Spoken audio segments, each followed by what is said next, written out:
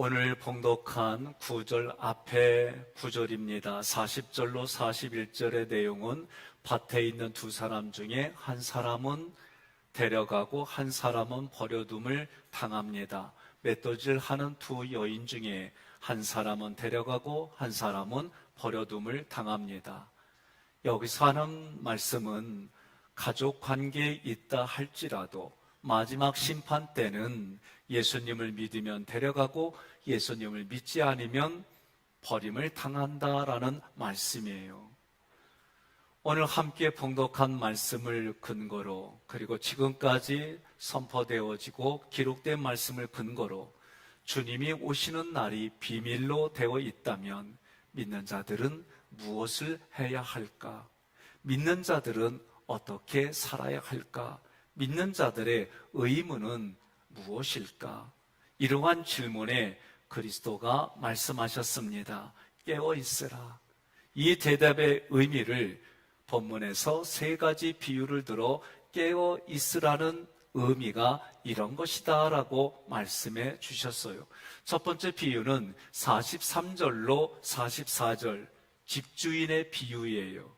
집주인을 볼 때에 신앙을 고백하는 사람으로 보입니다. 두 번째 비유는 45절로 47절로 충성되고 지혜 있는 종의 비유예요. 세 번째 비유는 48절로 51절의 악한 종에 대한 비유입니다. 이 세 가지 비유로 깨어 있으라 이런 의미다라고 말씀해 주시는 거예요. 이 비유들의 핵심은 하나님 나라에서 우리 모두가 주님과 함께 영원토록 살아가자 이런 말씀이에요. 옆에 분한테 그럽시다. 아멘 하는 것도 같이 동참하는 거요. 그러세요. 자, 그리하려면 지금 여기서부터 주님의 사랑이 깨달아져서 주님의 말씀에 순종하는 우리가 되어야 한다라고 말씀하는 거예요. 지금 내가 결단하지 않았는데, 지금 내가 믿지 않았는데 앞으로 미래에 믿는다? 그런 일들은 나의 기대고 옆에 분의 기대지 실제는 이루어지지 않습니다. 42절 본문으로 보게 되면 그러므로 깨어 있으라. 어느 날에 너희 주가 임하는지 너희가 알지 못함이니라. 깨어 있으라. 그레고레 오는 잠을 자지 않고 보초를 서는 의미예요. 계속해서 일으키고 깨우는 상태가 이 단어의 의미입니다. 이 말씀은 동기부여이면서도 또 나의 주의를 한 가지에 집중시킵니다. 왜냐하면 주님이 언제 오실지 정확히 알지 못하기 때문에 그래요. 사람들은 세상의 방식과 방법으로 자기의 안전한 삶을 준비합니다. 이 정도면 준비했다라는 생각들을 가지고 살아가요. 그러나 그 준비된 삶이 주님과 관련이 없다면 어느 날 자신에게 멸망의 날이 이르는데 그 멸망의 날은 결코 피할 수가 없다라고 말하는 거예요. 히브리서 9장 27절 함께 봉독합니다. 사람이 한 번 죽는 것은 정해진 운명이지만 죽은 후에는 심판이 있습니다. 아멘. 그 심판이 이루어질 때 상황을 보니까 데살로니가전서 5장 3절이 함께 봉독합니다. 그들이 평안하다 안전하다 할 그때에 임신한 여자에게 해산의 고통이 이름과 같이 멸망이 갑자기 그들에게 이르리니 결코 피하지 못할까. 아멘. 한번 애를 낳는 경험을 가진 부부들마다 한번 상식적으로 생각해 보겠습니다. 첫 아이가 출산할 때가 됐는데 아내가 고통이 심해요. 그래서 아내를 데리고 그 늦은 밤에 병원에 산부인과 갔어요. 문도 안 열어줘. 아픈 간격이, 고통의 간격이 몇 분이니? 그래서 대략 10분이라 했더니 가리야. 문도 안 열어줘요. 그래서 갔어요. 집에서 또 저도 깨어 있어서 늦은 밤에 아내의 그 산통을 이렇게 보니까 또 아파해요. 그래서 병원에 또 갔어요. 그랬더니 몇 분이냐? 5분 간격. 또 가래. 3번을 그랬던 것 같아요. 아마 많은 경험이 있어서 1분 정도 돼야 아이가 출산할 때가 됐나? 처음부터 그렇게 말해주면 되지. 그러면 내가 고생 안 하잖아. 어찌됐든 제가 이 말씀을 이렇게 해보니까 그 과거가 생각이 나요. 그런데 이 당시에는 이렇게 과학적으로 산부인과가 준비되지는 않았어요. 그러니 아이가 나올 것 같아서 오매불망 기다리고 또 기다리고 아프다고 그래서 옆에서 나올 것 같은데 아니고 그렇게 하다 보니까 아마 제가 볼 때 남편이 지친 것 같아. 그래서 조금만 눈 감자 했는데 애가 나왔어. 저는 이렇게밖에 접근을 못 하겠어요. 이런 모습과 마찬가지로 죽음에 대해서도 우리는 언젠가는 우리가 죽어. 그런데 지금은 아니야. 그러고 살아가고 있는 우리에게 하시는 말씀이에요.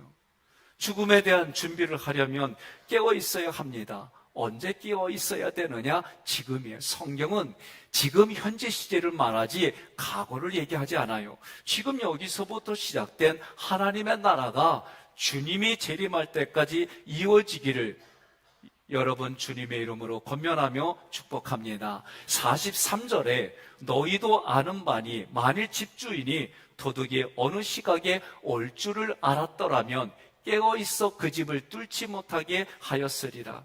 너희도 아는 바니, 이 말씀은 누구든지 알고 있는 사실입니다. 그 사실은 이렇습니다.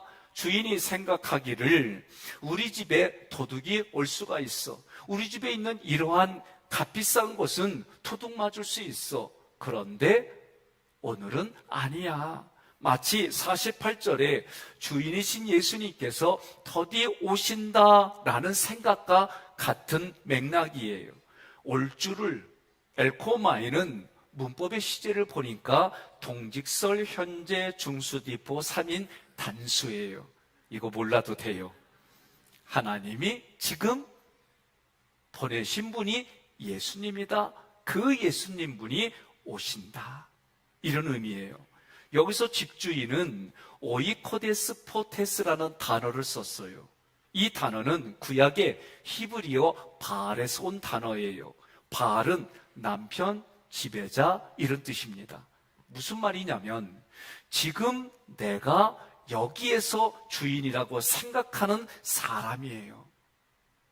지금 여기서 내가 주인이라고 생각하는 사람이 누구일까? 예수님 당시에는 서기관하고 바리새인들이었어요. 서기관과 바리새인들이 자기 집이라고 생각하고 자기가 주인이라고 생각하는 성전에서 물질을 팔고 제사에 필요한 것들을 자기들의 이유를 위해서 그런 일을 허락해 줬어요. 어느 날 성전에 예수님이 오셔서 성전을 정화시키며 그 장사꾼들을 다 몰아냈어요. 그것을 바라보는 서기관과 바리새인과 제사장들은 마치 내 집안에 뚫고 들어오는 도둑처럼 생각한 거예요. 이런 의미로 이 말씀을 접근해야 됩니다. 올 줄을 알고 깨어 있었면 오실 메시아는 예수님 당시에 누구든지 간에 메시아가 오신다, 메시아가 오셔야 된다, 그렇게 다 알고 기대했어요. 정작 오신 예수님이 그리스도이다라고 생각을 못했어요. 대부분의 종교 지도자와 사람들은 예수님이 그리스도이다라고 알지 못했어요. 뚫지 못하게 하였으리라 에서 뚫다 디오리소는 문법의 시제가 동부정사 과거 수동입니다. 무슨 말이냐면 죄로 인해서 하나님께 멸망받기로 작정된 자들을 말할 때에 뚫지 못하게 하였으리라, 이 뚫다란 단어가 그런 의미로 쓰인 거예요. 예수님 당시에 집주인의 역할을 한 사람들이 누구입니까? 서기관과 바리새인들입니다. 종교개혁 당시에는 누가 그랬습니까? 로마 카톨릭이 그랬어요. 존 웨슬리가 사역할 때에는 영국 국교회가 그랬어요. 오늘 내가 살아가는 삶의 현장에 내가 주인이다, 내 인생은 내 것이다, 이렇게 생각하십니까? 누가 집주인의 역할을 하고 있습니까? 하객교에서 누가 주인 행세를 하고 있습니까? 질문하고 대답해 보시기 바랍니다. 44절에 이러므로 너희도 준비하고 있으라. 생각하지 않은 때에 인자가 오리라. 이러므로 디아 이 단어는 도둑이 온다는 말을 들었으면 깨어 있어서 준비하는 것이 당연한 것이므로 이런 뜻이에요. 너희도 준비하고 있으라. 있으라 이 단어는 기노마이, 하나님에 의해서 하나님의 기준으로 준비하는 모습입니다. 사람들마다 과제를 주면 다 자기가 경험한 방법, 자기가 경험한 그것을 가지고 준비를 해요. 오늘 성경은 그렇게 준비하는 게 아니다. 하나님이 말씀하신 그 말씀을 근거로 말씀이 기준이 되어서 미래를 준비하라 그 얘기예요. 왜냐하면 내가 생각하지 않은 때에 하나님의 아들 예수 그리스도가 불시에 오시기 때문에 그렇습니다. 생각하지 않은 때라고 하는 이 구절은 생각하다라는 단어가 도케오라는 단어가 쓰였어요. 이 얘기는 내가 주인이 돼서 내가 질문하고 대답하고 그 내 말, 내 명령에 움직이는 모습이 조금도 절대로 순간적으로도 없는 때가 생각하지 않은 때. 이 단어를 우리는 멍 때린다 이렇게 봐도 안 돼요. 이 단어는 내 생각이 조금도 들어가지 않았지만 하나님의 말씀을 근거로 하나님을 바라보고 하나님의 사모하는 마음으로 그런 의미가 생각하지 않은 때 이 단어예요. 그때 예수님께서 하나님의 보내심으로 말미암아 오신다는 거예요.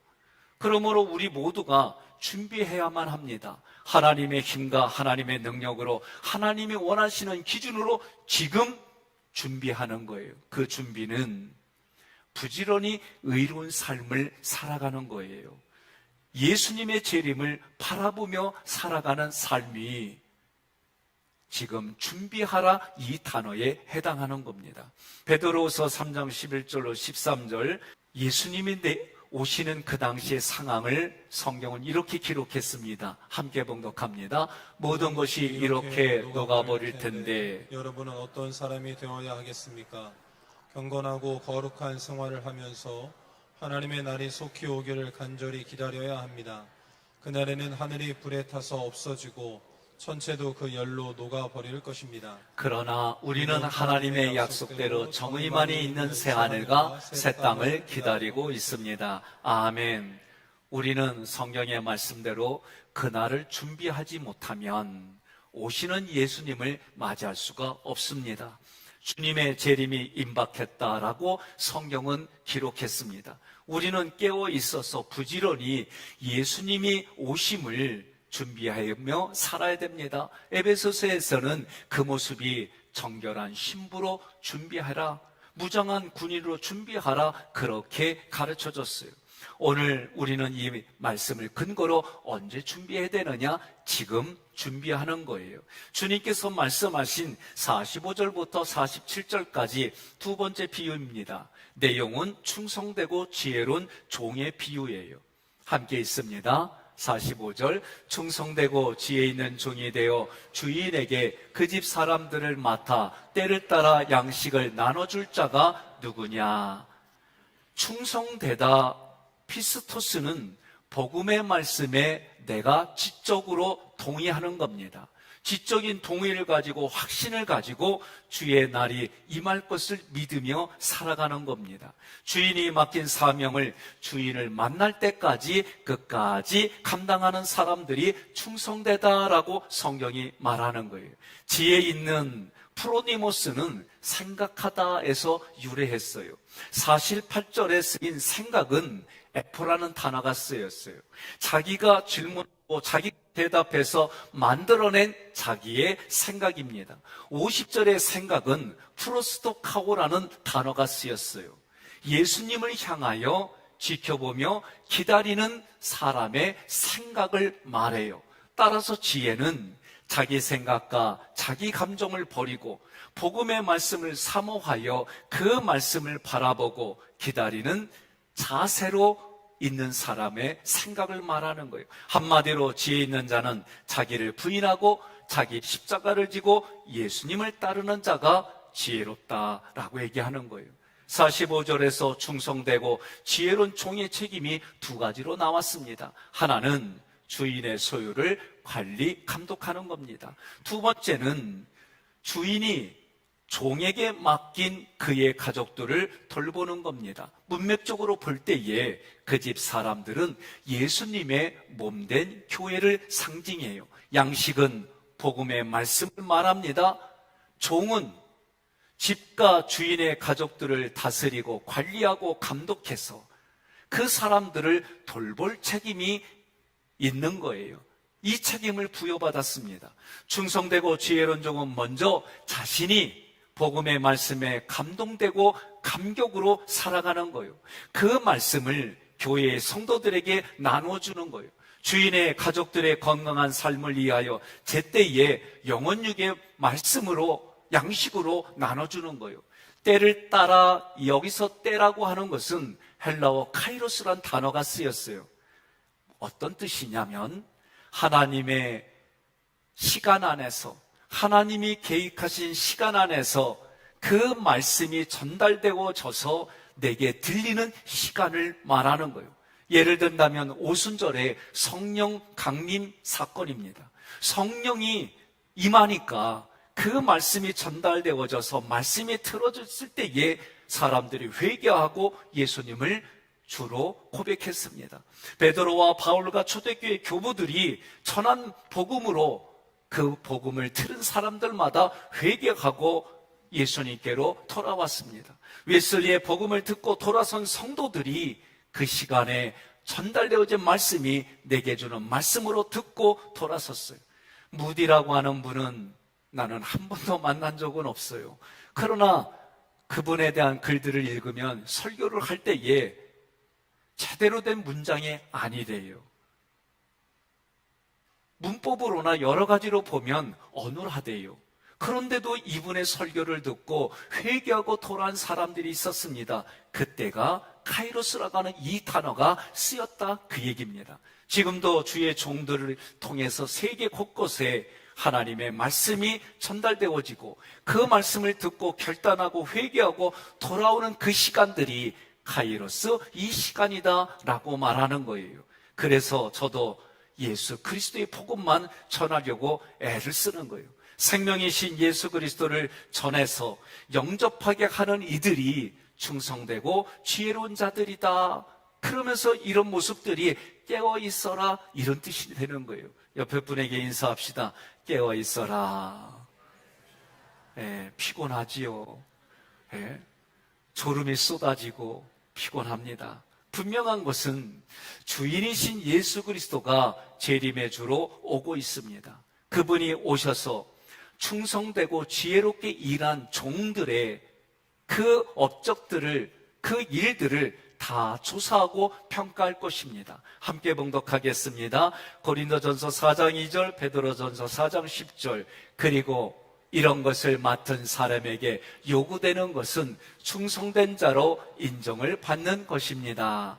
여러분이 각자 받은 은혜의 선물이 무엇이든 간에 하나님의 여러 가지 은혜를 맡은 선한 관리인답게 서로를 섬기는데 그것을 사용하십시오. 아멘. 46절, 주인이 올 때에 그 종이 이렇게 하는 것을 보면 그 종이 복이 있으리로다. 주인의 종이 충성되고 지혜롭게 주인의 집을 잘 돌보았습니다. 그가 받는 상급은 믿을 수 없을 정도로 매우 큽니다. 이런 이유로 그 종이 복이 있으리라 라고 예수님이 말씀하셨어요. 47절의 주인은 충성된 종에게, 지혜로운 종에게 으뜸가는 자리에 앉혀주셨어요. 으뜸가는 자리는 주인의 모든 소유를 맡아서 관리하는 자리입니다. 47절 함께 봉독합니다. 내가 진실로 너희에게 이르노니 주인이 그의 모든 소유를 그에게 맡기리라. 아멘. 미래에 주인이 자신의 모든 소유를 맡겼습니다. 누가 충성되고 지혜로운 종입니까? 옆에 분에게 인사해요. 내가 그리요, 그러세요. 누가 지혜롭고 충성된 종이에요? 내가 그렇다 말이요. 그렇게 말씀하세요. 뒤돌아보면 내세울 거 없어요. 그런데도 여러분, 하나님 앞에 이렇게 말하다 보면 이렇게 말한 것이 누가 먼저 들어요? 내가 들어요. 부족하고 연약한 부분이 있으면 그것을 메꾸려고 몸부림치면 저는 성공했다고 보는 거예요. 이렇게 말하고 들리고 했어도 여전히 그리하지 아니하면 오늘 말씀을 잘 들어야 됩니다. 이렇게 하는 자 46절에 이렇게 하는 자는 주인이 맡긴 일을 끝까지 잘 감독하고 관리하고 돌보는 자를 말해요.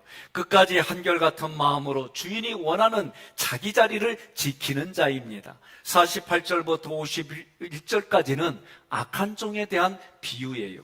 이 악한 자도 신앙을 고백합니다. 사역자의 지위를 가지고 있습니다. 그러나 진정으로 주인을 믿지 않았습니다. 예수 그리스도가 이 악한 자의 자세와 행동, 그리고 그의 종말에 겪을 심판을 말씀하셨어요. 48절 함께 봉독합니다. 만일 그 악한 종이 마음에 생각하기를 주인이 더디 오리라 하여. 이 마음이라고 하는 단어는 카르디아라는 단어예요. 이 마음은 어떤 곳일까? 창세기 6장 5절에 보면 여호와께서 사람의 죄악이 땅에 가득한 것과 그 마음의 생각이 항상 악한 것을 보시고, 그래서 성경은 뭐라고 그러냐면 너희 마음과 뜻과 정성을 다하여 하나님을 사랑하라 그랬어요. 하나님을 그렇게 사랑하지 않으면 우리 마음은 자기 중심으로 가서 자기 소견에 오른 대로 악한 생각만 가지고 있을 뿐입니다. 죄인의 악한 본성이 머무는 곳이 마음이에요. 악한 종은 인간의 생각과 마음의 소리를 듣습니다. 그 마음의 소리가 48절에 나의 주인이 더디 오리라. 분명히 주인은 지금 온다 그랬는데 자기 생각은 더디 온다는 거예요. 이 구절은 주님의 말씀대로 오신다는 진리를 의심하게 하는 거예요. 지금 오신다는 주님의 말씀을 자기가 생각하기를 지금이 아니다. 지금은 나의 욕구대로 살겠다는 거예요. 지금 주님의 말씀을 따르지 않겠다는 겁니다. 주님이 오신다는 재림을 무시하는 말이에요. 자신이 원하는 대로 살아가는 모습이에요. 주님이 오시려면 아직 멀었다고 생각하는 겁니다. 오늘 여러분과 제가 내가 죽음을 목도하고 죽음 앞에 있다고 한다면 달라지는 생각과 감정들이 너무나도 많습니다. 지금 신앙의 결단을 해야 하는데 신앙의 결단을 뒤로 미루겠다는 거예요. 이런 생각으로 가지고 있는 사람이 악한 종이다. 이런 생각으로 악한 종이 행동하는 것을 적었습니다. 49절 함께 봉독합니다. 동료들을 때리며 술친구들과 더불어 막 먹고 마시게 되면, 동료들을 때린다, 이 휘토라는 단어는 교회 안에서 교회의 권력과 재물을 추구하는데 방해하는 사람들을 학대하는 모습이에요. 복음 사역에 대적하는 모습입니다. 교회 내에서 네 편, 내 편, 저 사람 편을 가르는 거예요. 자기 말을 듣는 사람만 챙겨줍니다. 자기 말을 듣지 않으면 정죄하고 왕따시킵니다.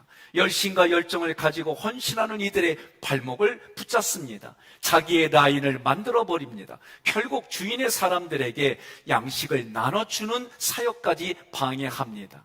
타인으로부터 존경을 받고 이득과 재물을 추구하며 사람들 위에 군림하는 주인의 모습을 가지고 있는 것이 옆에 동료를 때리며라는 뜻이에요. 술 친구들과 더불어 먹고 마시게 되면, 술은 양식을 발효시켜서 전혀 다른 물질로 변하게 만드는 겁니다. 복음의 양식을 세속과 거짓의 누룩을 섞어서 변질시키는 언행을 상징으로 표현한 거예요. 주인과 충성스러운 종에 대하여 신뢰의 금이 가도록 적당한 언변으로 알아차릴 듯 말 듯 내용을 변질시켜버립니다. 그런 모습으로 먹고 마시게 되면, 그런 술 친구들이 되어져서 먹고 마시게 되면, 이 구절은 변질된 것을 먹고 마시면 그들도 악한 종이 된다. 그래서 성경은 믿음의 사람들과 교제하라고 권면하는 거예요. 원망과 불평의 사람들, 이간질하는 사람들과 교제하지 말라는 거예요. 베드로전서 5장 2절로 3절 함께 봉독합니다. 여러분은 하나님이 맡겨주신 양떼를 잘 돌보십니다. 억지로 하지 말고 하나님의 뜻에 따라 기쁜 마음으로 하십시오. 단순히 봉급을 받을 생각으로 해서는 안 되며 진심으로 양떼를 보살펴야 합니다. 맡겨진 양떼를 지배하려 들지 말고 그들의 모범이 되십시오. 아멘. 이런 사람이 누구예요? 옆에 분에게 인사하겠습니다. 당신이 이런 사람입니다. 50절 함께 봉독합니다. 생각하지 않은 날, 알지 못하는 시각에 그 종의 주인이 이르러. 생각하지 않은 날, 알지 못하는 시각에 악한 종의 주인이 말씀합니다. 악한 종들에게 오는 예수님의 모습은 마치 내가 이 집이 내 집이고 이 물건이 내 것이고 이것이 내 것이야, 그렇게 생각했던 서기관과 바리새인들에게는 예수님이 오셔서 그 장사하는 사람들을 내쫓고 하나님의 집이다, 만민이 기도하는 집이다 라고 하는 모습이 마치 도둑이 뚫고 들어오는 모습처럼 생각했다는 거예요. 함께 봉독합니다. 요한계시록 6장 15절로 17절. 그러자 땅의 왕들과 고관들과 장군들과 부자들과 강자들과 모든 종들과 자유인이 동굴과 산 바위 틈에 숨어서 산과 바위를 향하여 우리에 무너져서 보좌에 앉으신 분의 얼굴과 어린 양의 노여우심에서 우리를 숨겨다오. 그분들이 노여워하시는 날이 드디어 왔으니 누가 견뎌내겠느냐 하고 부르짖었습니다. 아멘. 51절 함께 봉독합니다.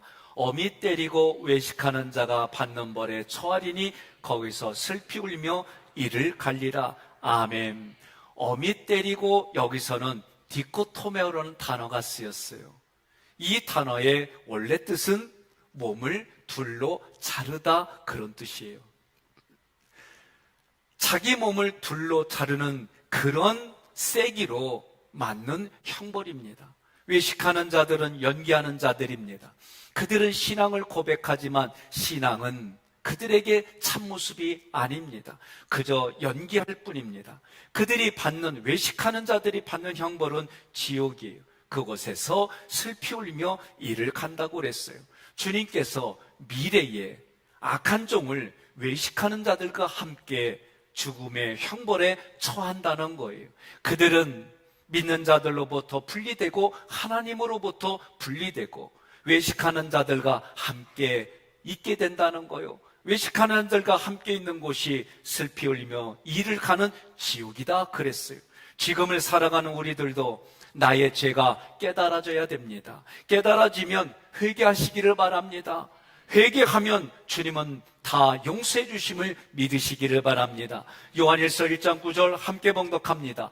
우리가 우리 죄를 고백하면 신실하시고 의로우신 하나님은 우리 죄를 용서하시고 모든 죄악에서 우리를 깨끗하게 하실 것입니다. 아멘. 이처럼 악한 자, 외식하는 자의 유일한 소망은 자비와 은혜를 베풀어 주신 하나님을 믿고 그분 앞에 죄 고백하여 회개하면 하나님께서 용서해 주시기에 하나님께로 돌아서는 것, 이거 하나만 그들에게는 소망인 거예요. 주님은 재림하십니다. 그러므로 우리들은 하나님의 지혜롭고 충성된 종으로 살아가는 길을 걸어가야 합니다. 그 길을 먼저 예수님이 충성되고 지혜롭게 걸어가셨습니다. 그 길은 예수님이 걸어가신 길입니다. 그 길은 십자가의 길입니다. 그 길은 예수님께서 부활하신 길입니다. 그 길은 예수님께서 승천하신 길입니다. 문제는 예수님이 걸어가신 십자가 부활 승천의 길은 우리의 힘과 능력으로는 절대로 할 수가 없습니다. 그런데 에베소서에서 예수님이 하신 십자가 부활 승천의 그 길을 우리에게 할 수 있도록 열어주셨어요. 어떻게 하면 되느냐? 세례를 받으면 그 길을 걸어간 예수님처럼 동일하게 여겨주시겠다는 거예요. 세례를 받는다는 게 무슨 뜻입니까? 성부 하나님, 성자 예수님, 성령 하나님 앞에 내가 세례를 받는다는 건 첫째로 성부 하나님 앞에 첫껏 으뜸으로 드리는 신앙생활이에요. 여러분, 내가 아침에 일어나자마자 하나님을 으뜸으로 섬기겠습니다. 새벽 기도예요. 일주일의 첫날을 하나님께 으뜸으로 드리겠습니다. 주일 성수예요.